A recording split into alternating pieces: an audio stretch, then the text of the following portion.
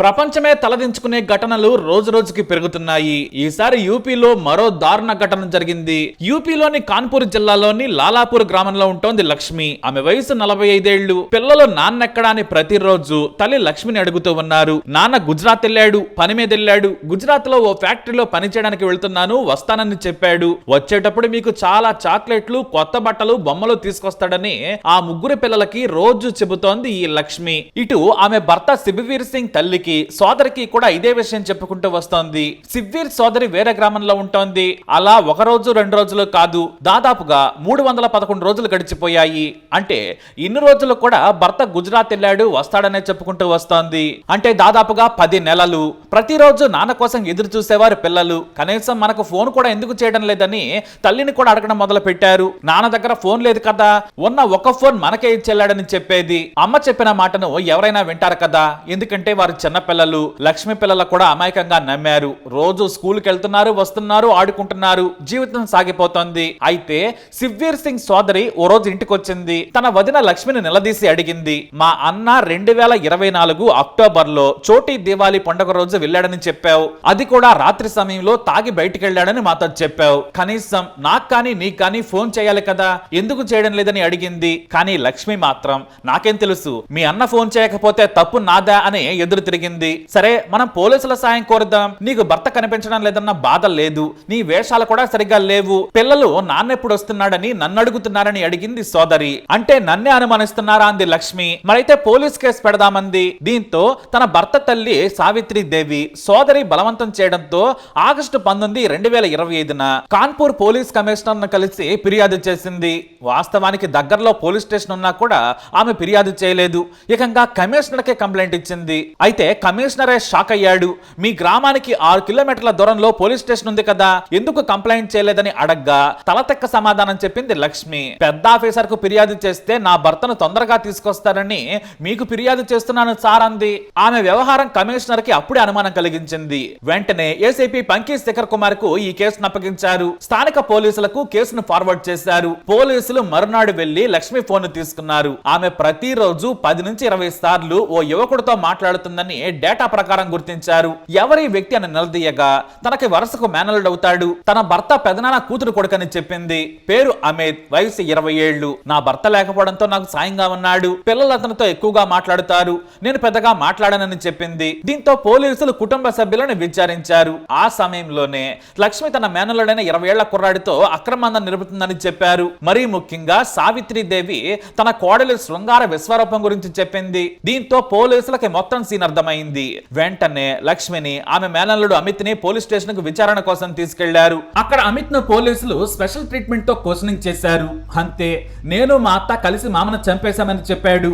ఆ తర్వాత లక్ష్మి అసలు కథ చెప్పింది. లక్ష్మి ఇంటికి తరచూ వెళ్లేవాడు అమిత్, అతని మామ కోసం వెళ్లేవాడు. ఇద్దరు వ్యవసాయ పనులు చేసుకునేవారు, కూలి పనులకు కూడా కలిసే వెళుతూ ఉండేవారు. అయితే భర్తకు కాస్త మద్యం అలవాటు ఉంది, కానీ కుటుంబాన్ని పిల్లలను బాగానే చూసుకునేవాడు. అయితే ఈ లక్ష్మికి 20 ఏళ్ల అమిత్ పై కన్ను పడింది. అతని వెంట పడింది. నువ్వంటే నాకు ఇష్టమంది, చచ్చేంత అని చెప్పింది. దీంతో అమిత్ తన అత్తని ఇష్టపడ్డాడు. ఇద్దరి మధ్య అలా బంధం మొదలైంది. వాస్తవానికి అమిత్ కు అప్పుడు 18 ఏళ్లు మాత్రమే. ఇప్పుడు అమిత్ కి 20 ఏళ్లు వచ్చాయి. నిత్యం ప్రియుడితో ఎంజాయ్ చేసేందుకు ఆమె ఆరాట పడేది.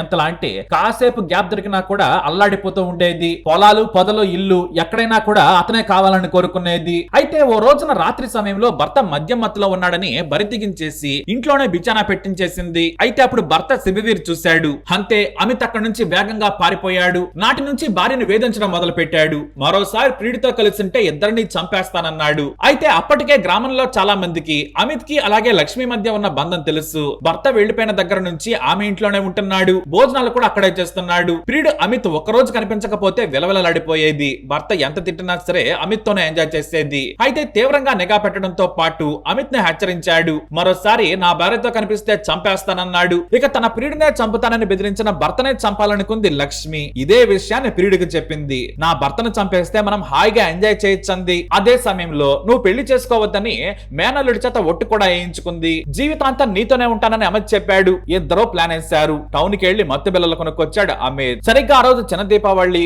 ఆ రోజు రాత్రి ఇంటి దగ్గరే ఉన్నాడు శిబవీర్. ఆ రోజున మద్యం ముట్టుకోడు, మాంసం కూడా తినడు, ఇంట్లోనే పిల్లలతో గడిపాడు. స్నేహితులు పిలిస్తే బయటికి వెళ్ళాడు. సరిగ్గా రాత్రి 7 గంటల తర్వాత వచ్చి తనకు టీ కావాలన్నాడు. ఇదే సమయం నయం అనుకుంది లక్ష్మి. అప్పటికే పిల్లలు భోజనం చేసి పడుకున్నారు. అదే టీలో భర్తకు మత్తు పిల్లల పౌడర్ కలిపించేసింది. దాన్ని తాగిన శివవీర్ నిద్రస్తుందని అక్కడే మంచంపై పడుకున్నాడు. తన అత్త కూతురి దగ్గరికి వెళ్ళింది. పిల్లలను పడుకోబెట్టింది లక్ష్మి. ఆ తర్వాత వెంటనే ఏ మాత్రం ఆలస్యం చేయకుండా ప్రియుడిని పిలిపించింది. ఇద్దరు కలిసి ఐరన్ రాడ్ తో పదే పదే తల మీద బాది శివవీర్ ని చంపేశారు. ఆ తర్వాత అదే రాత్రి సమయంలో ఇంటి వెనుకున్న కూరగాయల తోటలో పూడ్చిపెట్టేశారు. మరుసటి రోజు ఉదయం పిల్లలు నాన్నెక్కడా అని అడిగారు. నాన్న గుజరాత్ వెళ్లిపోయాడని చెప్పింది. ఇటు ఆమె అత్త ఊరు నుంచి వచ్చి తన కొడుకు గురించి అడిగినా కూడా అదే సమాధానం ఇచ్చింది. కానీ కనీసం ఫోన్ కూడా చేయడం లేదు. కొడుకు ఎక్కడున్నాడో తెలియడం లేదు. మరోవైపు రాత్రి పగలు కూడా అమిత్ తోనే గడుపుతోంది. ఒకటికి 2 సార్లు దారుణమైన స్థితిలో అమిత్ తో గదిలో ఉన్న కోడలను చూసింది అత్త. ఆ వెంటనే తన కూతుర్ని పిలిపించింది. తన సోదరుడి గురించి లక్ష్మిని నిలదీసేలా చేసింది. ఆమె బలవంతం మీద లక్ష్మి పోలీసులకు ఫిర్యాదు చేసింది.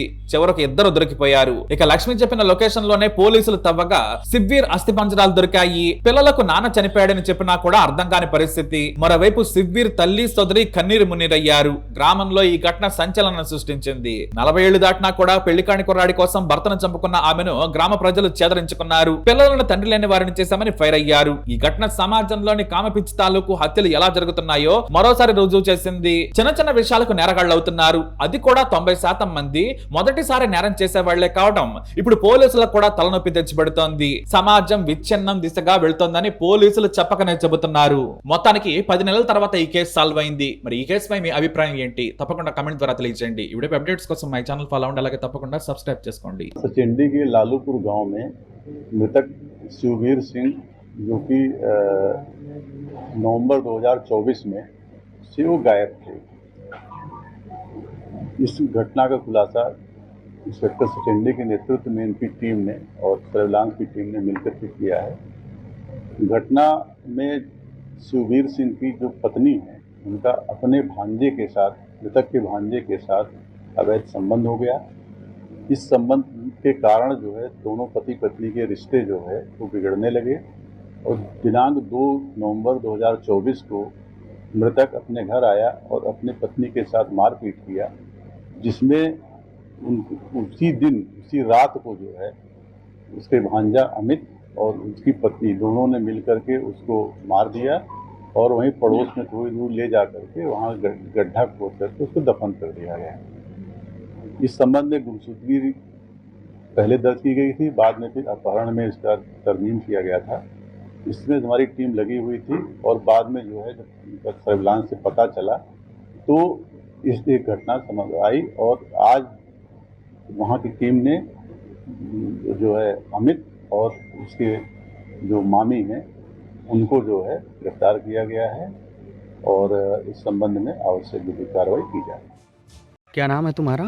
आनंद। कैसे क्या पता लगा और कैसे क्या जानकारी हुई? शाम को तो हमें चाय दिया गया था चाय में, तो हमने वो चाय नहीं पी, एक घुट पी थी तो हमें हल्का लगा तो हम चाय थूक दिए तुरंत। और चाय थी, हमने कहा मम्मी ये चाय तुम पी लो, अपनी वाली हमें दे दो, तो वो भी चाय नहीं पी कर ये चाय हमने पी, तो ये चाय फेंक दी। तो फिर हम सुबह उठे, पता चला पापा ड्यूटी चले गए। हमने कहा ठीक है। उसके बाद आने के इन 2 दिन बचे तो कह रही 3 महीना से फोन नहीं आ रहा। हमने कहा ठीक है। तो हिना फिर हिना आए तो पुलिस से पूछोगा तो वो कह रहे 2 दिन बाद भैया तब से वही नहीं गई है।